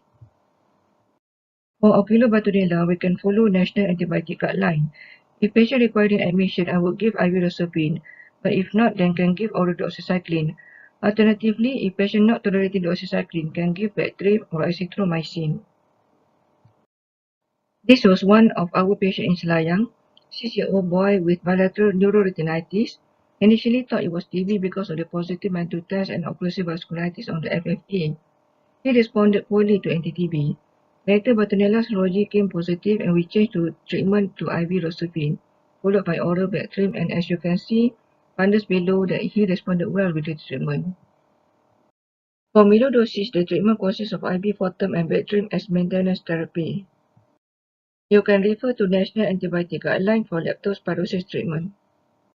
For acute retinal necrosis due to varicella zoster and herpes simplex virus, can use IV azaclovir for 7 to 14 days followed by tablet azaclovir for another 6 to 12 weeks.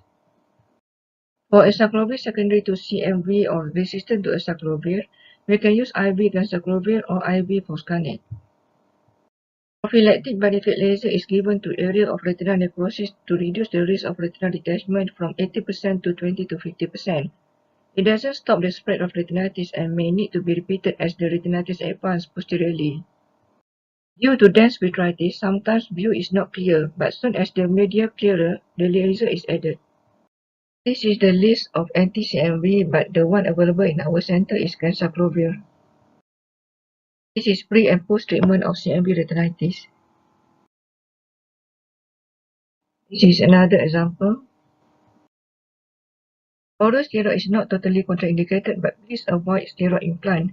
I do give oral steroid in TB uveitis and vasculitis and also in a case of immune reconstitution inflammatory syndrome. We also give oral steroid in the side-threatening toxoplasma retinitis. Syphilis also yes if there is GH reaction or dense vitritis in non-associated HIV. For IRU in HIV, I prefer a Vitaflo over systemic steroid. In certain cases of myelodosage, leptospirosis, or Bartonella that has a lot of exudates or dense vitritis, we may add systemic steroid after 1 week of antibiotics to fasten recovery. However, systemic steroid is contraindicated in endogenous endophthalmitis and immunosuppression as this kind of patient is generally ill and giving steroid could threaten their life. Treatment of viral anterior uveitis is divided into antiviral, anti-inflammatory, and IOP control. Actually, there was no randomized control trial to guide us. For HSV and VZV, can give oral azaclovir, but dosage for HSV is half of VZV infection. For CMV, we need to use ganciclovir gel or eye drop as stated here. Before I conclude, I will show one case. A young staff nurse around 30s came to us with unilateral chronic granulomatous anterior uveitis. There was poor view of fundus, we scanned no vitritis or suspicious retinal lesion. Mantle test was positive. We treated her with anti-TB and 2 weeks later the clinical finding worsened and she had mixed with hypopyon. We switched to antifungal and do acid tap and culture. Aqueous fluid gram stain and culture came back negative. 2 weeks later there was worsening of vision to 660 with granulomatous iris nodule increasing. And at that time we found that in the medical charting that patient was admitted to ICU for severe pneumonia during pregnancy of 6 months prior to eye presentation. She underwent cesarean section delivery around that period following then, recovered from pneumonia, but 3 months later, noted blood culture was positive for myelodosage, but since she has fully recovered, the medical decided not to treat the myelodosage. So 3 months later, she developed eye symptoms, total about 6 months after onset of myelodosage. So we treated her with intracameral moxifloxacin and IV Fortem, and she responded within the next day and subsequently, as what you see in this photo.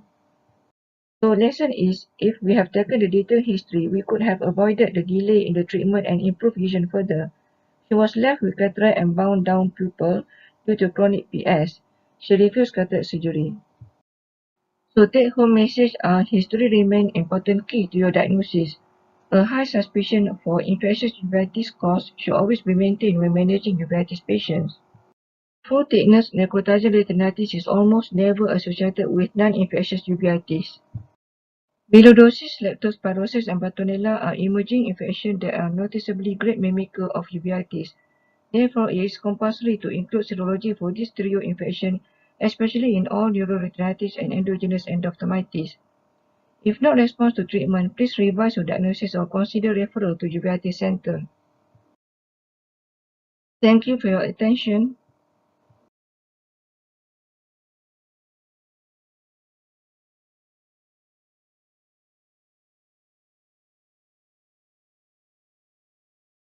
Thank you. So now I shall continue with my next topic to speak about non-infectious uveitis, tips and tricks to the diagnosis and treatment.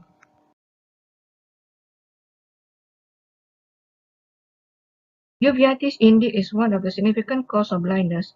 Worldwide prevalence is about 2.4 million.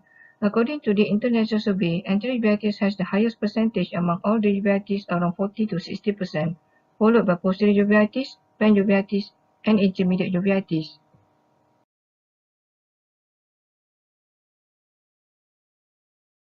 Majority of anterior uveitis cause is idiopathic, but among all the identified non-effective anterior uveitis causes, HLA-B27 and spondyloarthritis predominate the causes. And for Asia country, the next common causes are sarcoid, fused uveitis, and juvenile idiopathic arthritis. Of course, similar to infectious uveitis just now, the first and foremost important approach to uveitis patient is history. In the history, please also include recent COVID infection and COVID vaccination, as that might explain the signs that your patient currently experience. Again, please classify the uveitis according to the main site of the disease so that easier for you to figure out the diagnosis and help to narrow down the differential. Certain disease is common in certain segment of the eye. For example, psoriasis uveitis or GRE uveitis are recognized as anterior uveitis but not seen as posterior uveitis. Similarly, VKH or Behçet's disease is posterior segment disease and not commonly seen as purely anterior uveitis or intermediate uveitis. Take note also from which country your patient comes from. Think of multiple sclerosis as your differential if you see patient has intermediate uveitis and he is from Western country. Behçet's disease is very common in Turkey and around the Mediterranean region. VKH is common in Asia and also Japan, and sarcoidosis is common among African American and so on. Number 4 is to recognize certain characteristics in the anterior and posterior segment and work up the diagnosis based on that.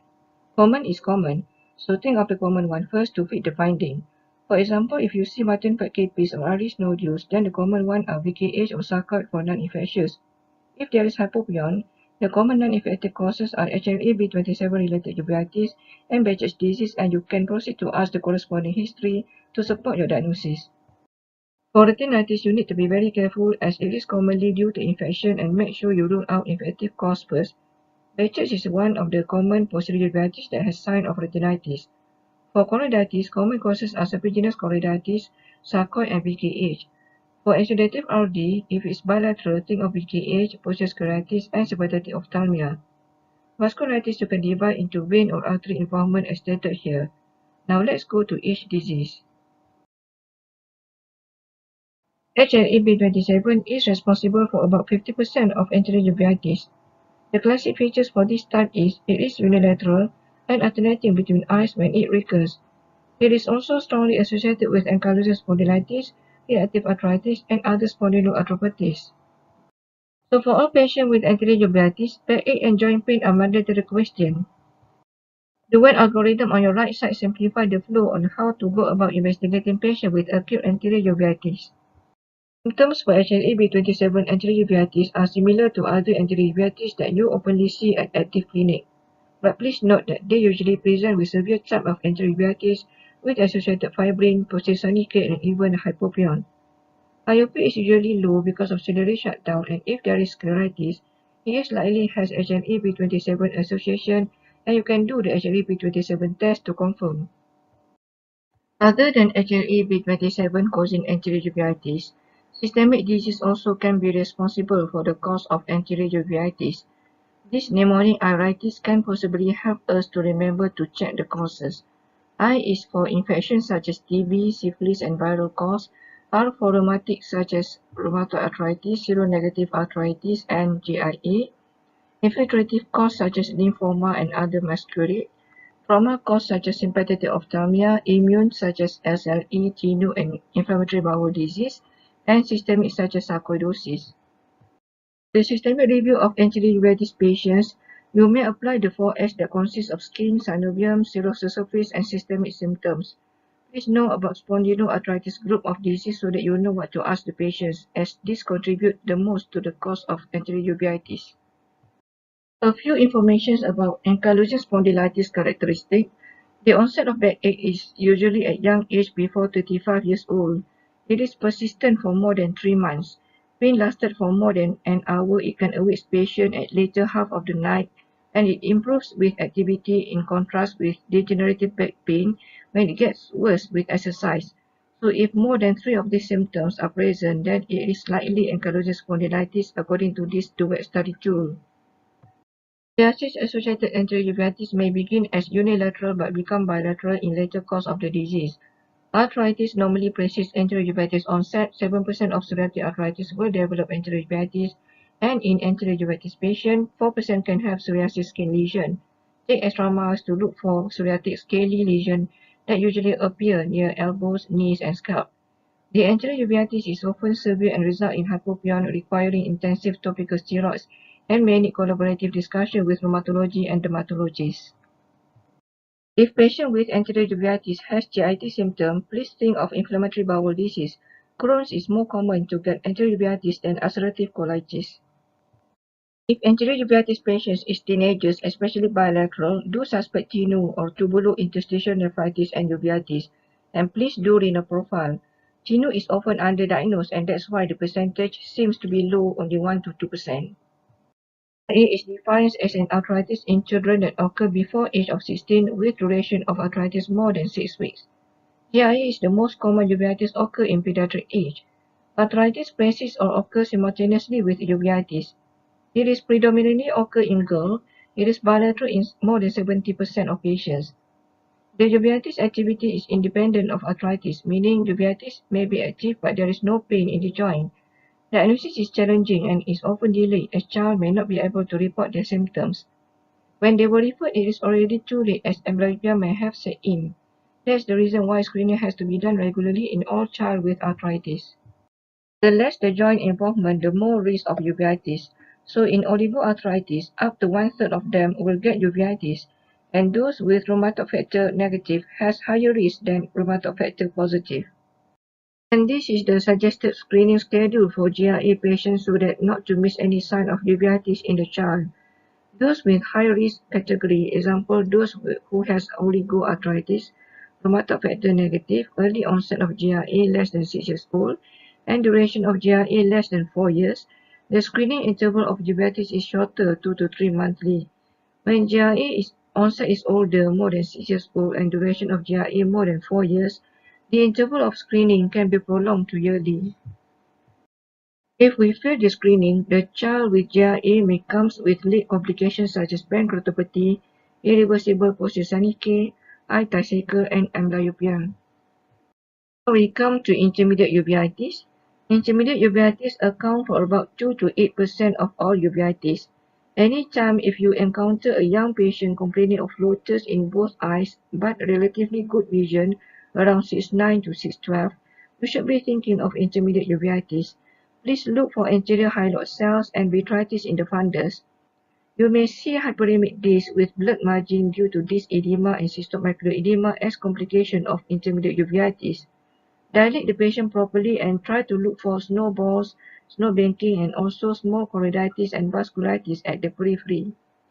Vas planitis is a subset of intermediate uveitis characterized with snow banking and snowball, but this is often unilateral. As you can see, many of the causes of intermediate uveitis are infective, so you need to be extra careful and rule out infective causes first before start treatment.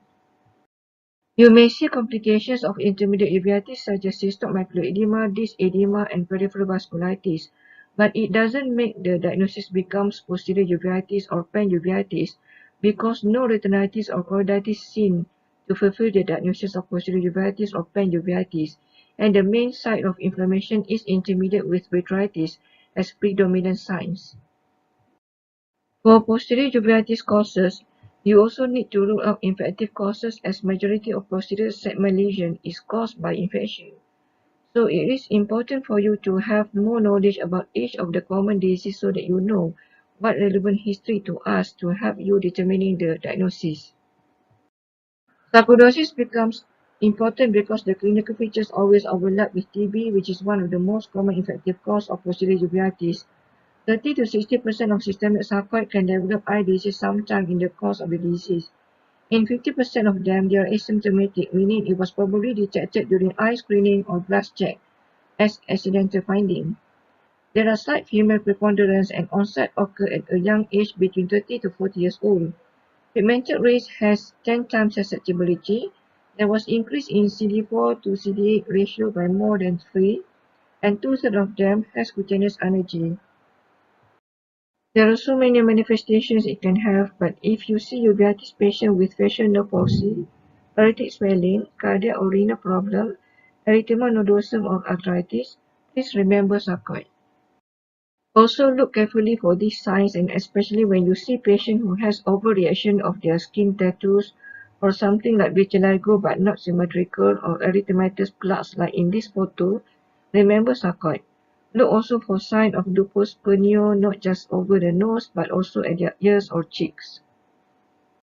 Ocular signs of sarcoid include segmental periphlebitis or typical of skip lesion, bilateral optic disc granuloma with just snowballs in a string of pearl shape. And also very important finding, multifocal sarcoid choroidal granuloma.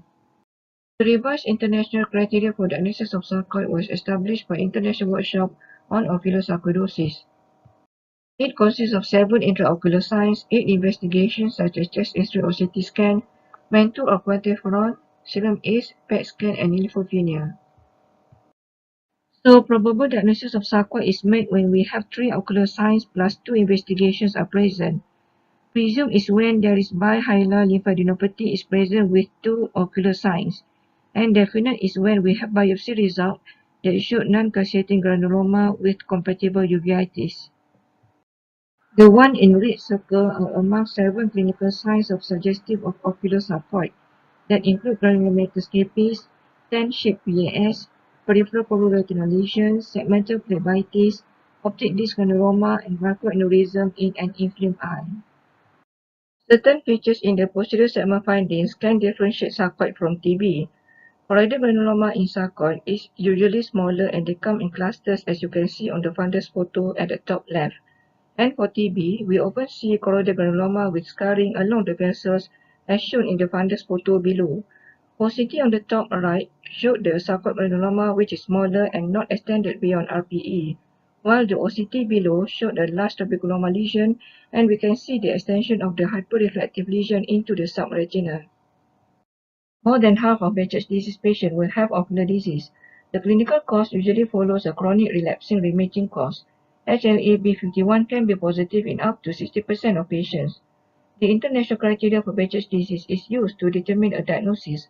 A score of more than 4 indicate a definitive diagnosis, while a score of less than 3 were considered as not having Behçet's disease. In 80%, it is bilateral. The disease is more common in male. Posterior involvement is usually severe and explosive that can lead to blindness. Despite the aggressive treatment, Behçet's disease usually still carry poor prognosis, but treatment may delay the onset of blindness. Occlusive vascularities is a common finding in Behçet's disease, can be demonstrated in the FFE. In this case, it behaves like a secondary CRVO in a young patient. Another characteristic of Behçet's disease is diffuse fern-like fluorescent leakage due to inflammation of retinal capillaries. This is clearly demonstrated during the mid-phase of angiography. This finding of diffuse leakage is present not just during inflammatory phase, but even when disease is apparently quiescent. Therefore, these findings have a highly diagnostic value in Behçet's disease. Age usually found in female. Common sign is bilateral exudative RD and optic disc swelling during acute phase. And in convalescent phase, fundus has feature of sunset glow. VKH is granulomatous inflammatory disorder affecting the eyes, auditory system, meninges, and skin. Differential diagnosis would be malignant hypertension and sympathetic ophthalmitis. So check patient's BP, ask for any history of ocular trauma or surgery, and please look for other signs such as symmetrical vitiligo, poliosis, and tinnitus to confirm the diagnosis. OCT can give clues for VKH. Here we can see several pockets of huge subretinal fluid and intraretinal fluid, and this is very characteristic of both Koyanagi Harada. Often it is associated with choroidal thickening. FFA is very important in diagnosis too. The characteristic finding is multiple areas of pinpoint leakage resemble a starry sky pattern and also accumulation of dye under the retina where the subretinal detachment is at the late phase. And not to forget the optic disc staining or leakage. The ICG image on your right side will show hypofluorescent dark dots that represent the presence of choroidal neuromas and indicate disease activity.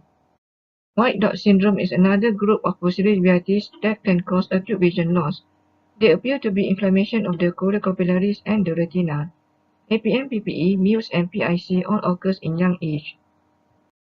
1/3 of them have associated viral prodromal prior to eye symptom. Bilateral disease can occur in APM, PPE, and PIC but asymmetrical, whereas in Muse, bilateral is very rare. Muse and PIC occurs more in women with myopia. So when young women with myopia comes to you with blur of vision, you know what to suspect. APM, PPE, and PIC, their lesions occur at posterior pole, whereas Muse has diffuse small dots in the fundus. They are self-limiting and have good visual prognosis, but PIC often gets CNV, and if this happens, vision will be poor. Sinceregenous Coronaditis is a posterior uveitis displaying a geographic pattern of choroiditis.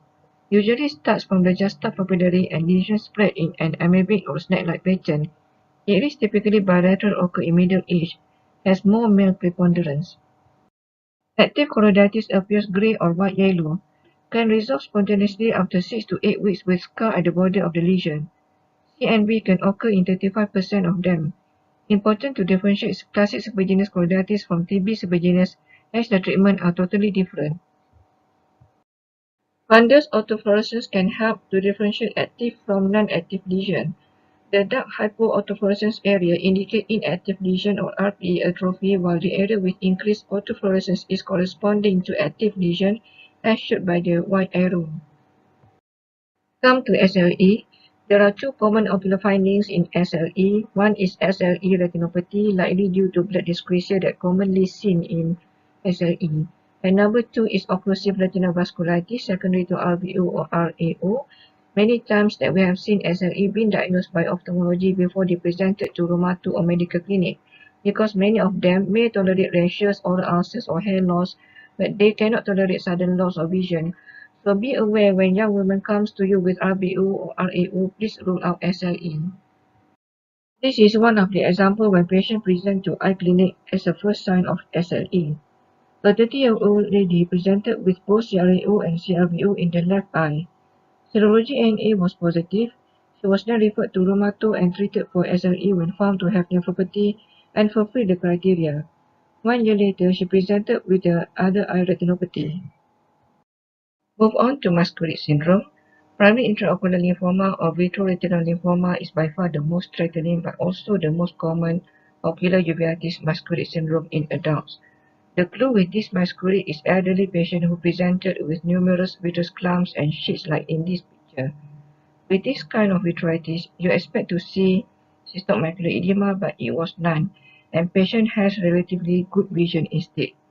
This is especially so when the uveitis does not respond to steroid and immunosuppressive treatment. Retinitis tend to show multifocal creamy white lesion in the outer retina. Other findings include retinal lesion with leopard skin appearance and RPE atrophy or even fibrosis. They have typically good vision although with massive vitreitis but no cystic macular edema.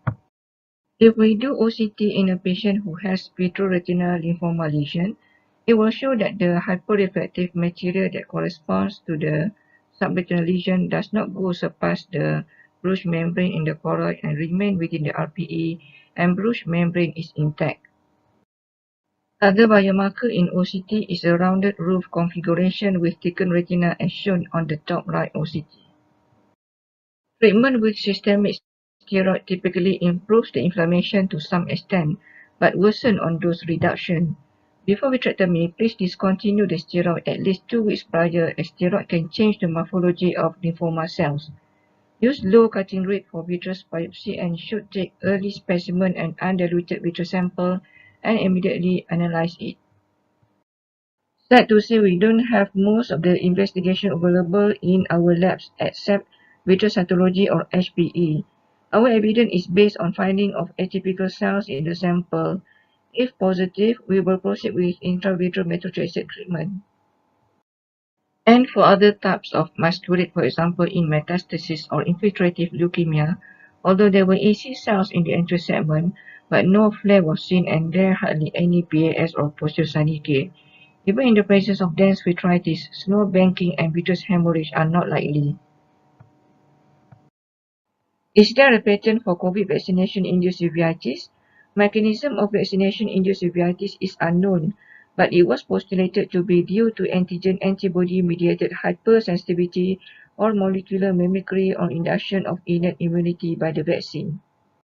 In a multinational case series of 70 patients with ocular events within 14 days of vaccine, the findings are half of them had recurrent from previous quiescent uveitis and another half a new onset of uveitis. Anterior uveitis was the most common presentation attributed by recurrent HLA-B27 and herpetic infection. Second commonest manifestation was posterior uveitis in 13% due to recurrent and new toxoplasmosis disease, multifocal choroiditis, and retinal vascularitis. Anterior scleritis is the next common manifestation in 10%. There are mostly good prognosis. Vision remain unaffected in 90% of them. Majority only need topical steroids for the treatment. Rarely that they need systemic steroid or antiviral to stop the uveitis. There are short intervals between vaccine and onset of the event. Average around 7 days, 60% occur after they receive the first dose and 30% had after second dose. Mostly they are anterior uveitis. When infective, inflammatory, or autoimmune causes do not fit the current diagnosis, please think of either masquerade and drug or vaccine-induced uveitis. I have circled drugs that commonly cause uveitis. Recent anti-VEGF called brolucizumab can cause intraocular inflammation in 4 to 6% of patients, some even associated with severe occlusive vascularitis with arterial and vein occlusion. Other drugs like cidofovir and rifabutin usually been used for treatment of HIV. So for HIV patients with uveitis, after you have ruled out on the common infective causes but still cannot explain the uveitis, please ask about possible drug-related uveitis.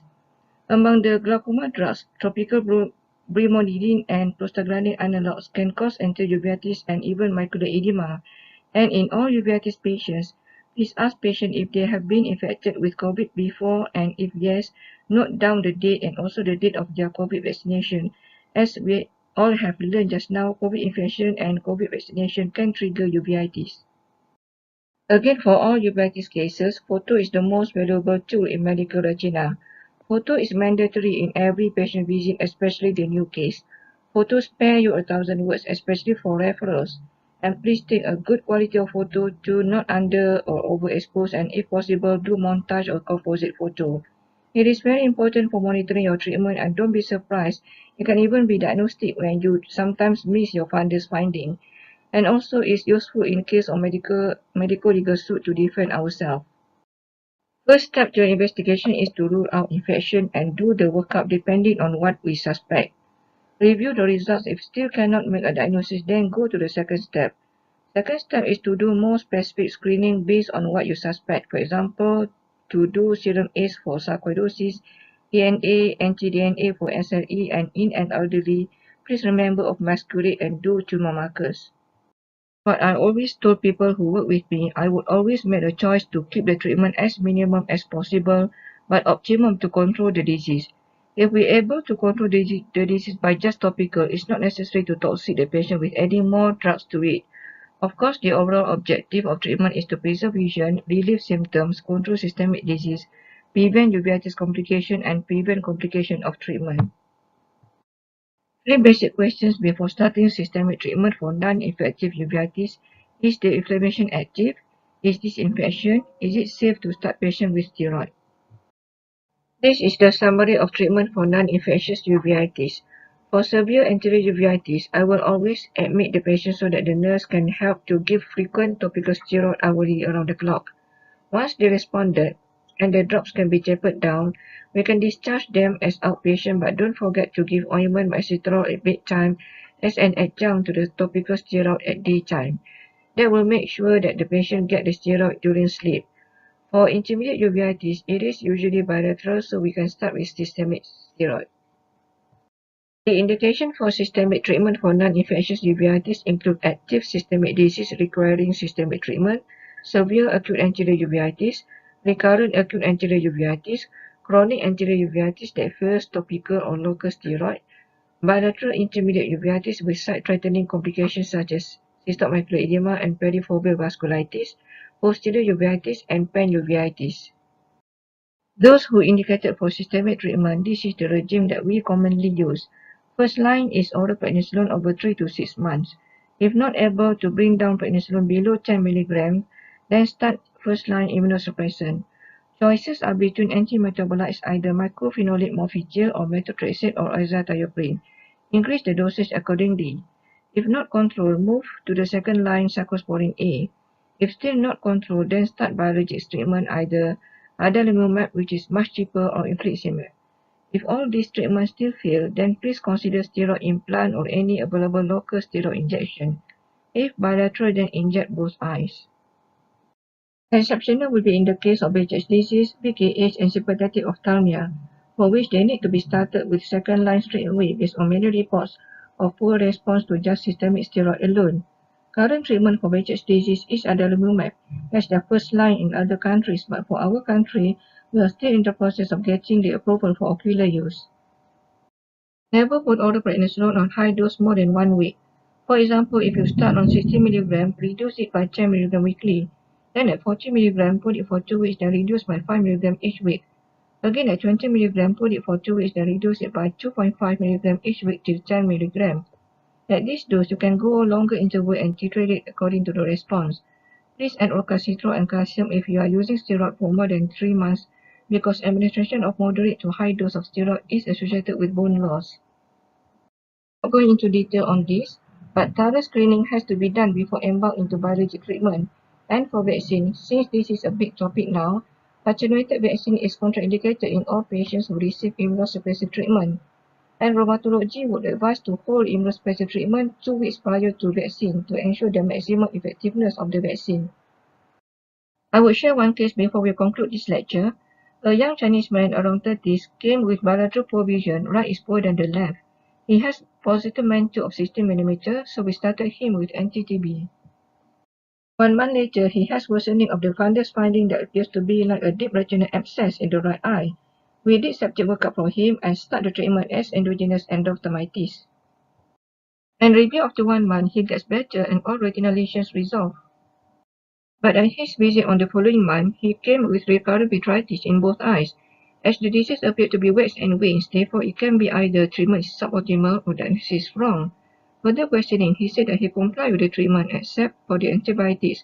He needs to stop it because he was admitted for severe abdominal pain and underwent GIT surgery. The surgeon told him that he had intestinal ischemia due to a large artery thrombosis. We immediately asked him all about the symptoms of Behçet's disease and he said he has frequent oral ulcers too, and we missed that part of history. So the lesson here is again, incomplete history can totally mess up the diagnosis and treatment. So he was treated for Behçet's disease. The right eye inflammation seems to be controlled, but the left eye is still active. As you know, Behçet's is very refractory to many of our systemic immunosuppressive treatment, and hopefully we are able to start the biologic treatment for him soon. So to remind all of us again, do take a good history every time patient comes for follow-up. In this case, we should be able to pick up the diagnosis if we ask about the oral ulcers earlier. But sometimes when we have this kind of presentation, it is a real alarm for us also, because before we label this as sterile posterior hypopyon, we absolutely need to rule out infection to be in the safe side, and that will delay the diagnosis. So in conclusion, try our best to avoid pitfall when diagnosing uveitis by checking proper history and recognize specific pattern of disease. Think of the common cause first. For example, toxoplasmosis is common, but toxocara is rare. Most types of uveitis are diagnosed based on the clinical history and clinical findings alone. Experience is a key. The more you see, the better you are, and the more you'll be able to pick up relevant signs from patients. Take photo in every case you see. Systemic workup needs to be guided by clinical suspicion. Unspecific screening is expensive and often useless.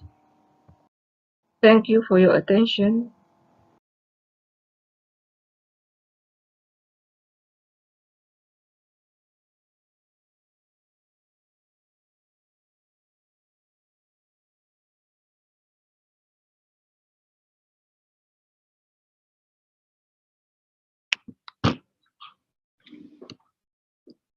Thank you, Dr. Haniza.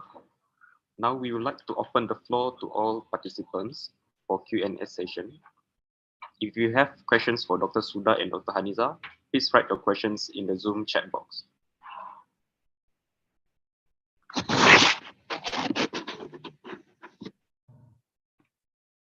We have a first question for Dr. Suda. At which point do we decide if patients with myopic CNV is stable to stop receiving anti-VEGF treatment? What would the frequency of follow-up be once the patient's eyes is stable?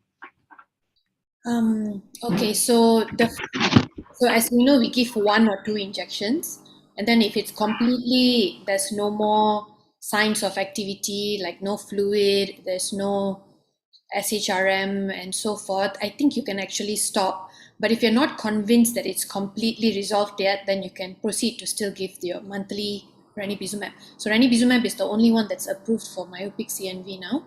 So if you use others, it's off-label use at the moment. And as for monitoring purpose, after you're convinced that it's not active anymore, I think it's important to bring back monthly first, maybe 1 month, and then if it's quiet, you can extend to 2 months, 3 months, and then eventually, if it's really quiet, you can follow up 6 monthly.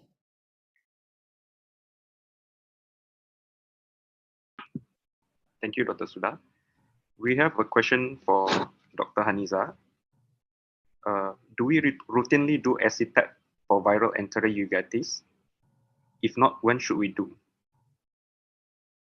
Yeah, if you suspect the viral anterior uveitis, for example, that if the patient have the high IOP, okay, and usually it's unilateral high IOP. So if you suspect that and you have like probably some cornea changes as well, dendritic keratitis, for example, or probably have history of previous zoster or scarring, okay, that you basically that you suspect that is probably most of it is viral. Okay, you can do the acetate straight away. All right. Send it for the PCR viral, not serology. All right. Okay, thank you. Next question. What is the implication of posterior staphyloma classification, and how does it affect management of myopic maculopathy? I believe this question for Dr. Suda. Yeah, I think it's just more to, I think there's a surgical implication as well, like when you will go in and when you will not.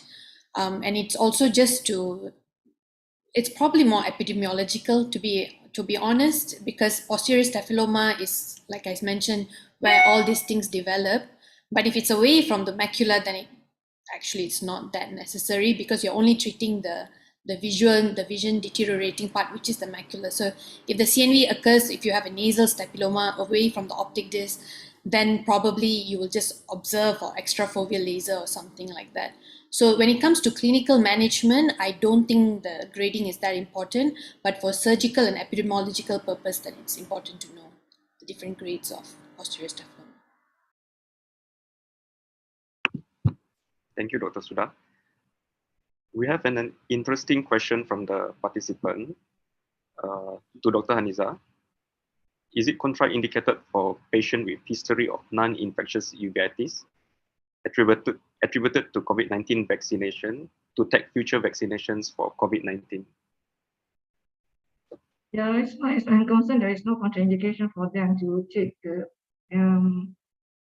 COVID vaccination. So actually, we encourage them because they are high risk to get the severe type of COVID-19 manifestation.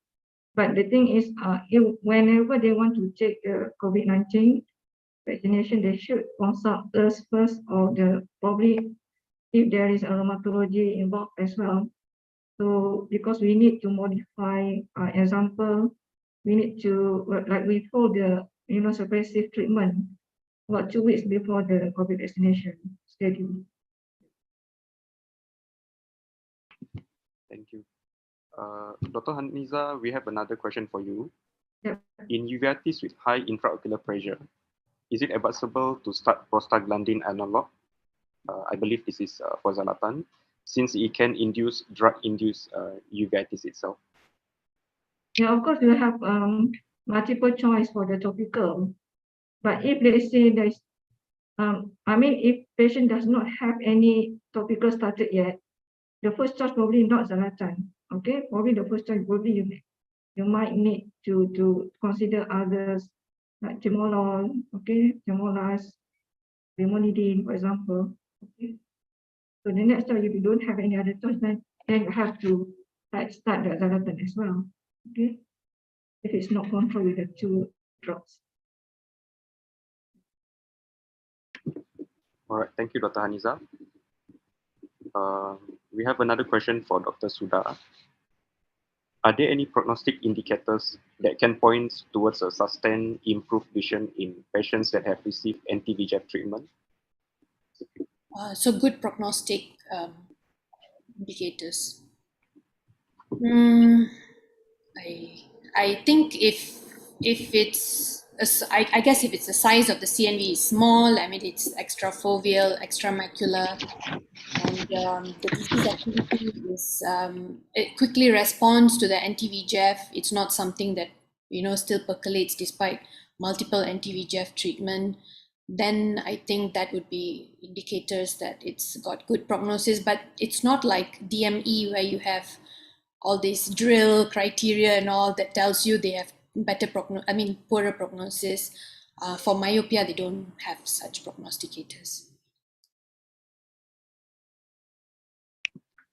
Thank you, Dr. Suda. We have another question to Dr. Haniza. Should we be worried for persistent vitreous condensation or hazy vitreous in infective uveitis patient who has completed their antimicrobial treatments such as syphilis or TB? You need to see whether the vitreous condensation is an active phase or is it like a residual thing, all right? So you have to really do a monitoring every visit. Probably you will have to document it properly and then take the photo and see whether is it responding, okay? Is it for example, it's responding. So you don't have to worry, all right? If it's still active, it's increasing, for example, so you have to worry. You probably need to revise your diagnosis whether is it correct or not, or is it probably is suboptimal, your treatment is suboptimal, okay? So that's the things that you have to consider. All right, thank you, Dr. Haniza. So is there any more questions from the participants?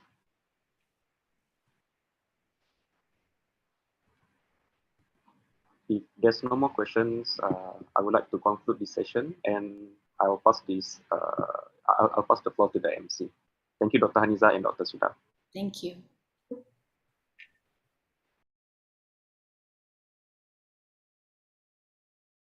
Thank you, Dr. Suda and Dr. Haniza for the presentation and Dr. Anwar for moderating the Q&A session. We have reached the end of the program for today, but before we end the day, I would like to invite everyone to participate in a quiz session. We have a total of 23 set of questions that would include the topic presented today by our respective speakers. You will be given 1 minute per questions and will proceed to the next one after you have answered them even before the time finishes. Those with the highest mark will be awarded with a secret gift at the end of the session. Now kindly check your respective chat box and click on the link provided to you. Once you have entered the website, quizzes.com, click on the enter code and enter this number shown on your screen to join the game. We will give you about 5 to 10 minutes to prepare before we start the quiz. Good luck, everyone.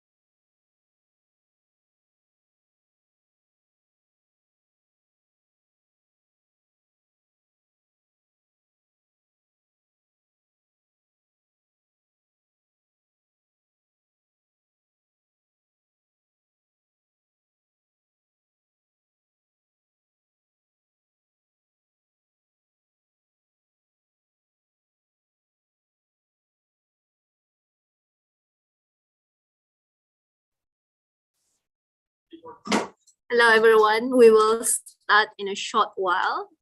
So far, we have 130 participants joining the quiz. So maybe we'll start around 135, or if it's a bit static, then we'll start in a short while. Okay, we'll start now.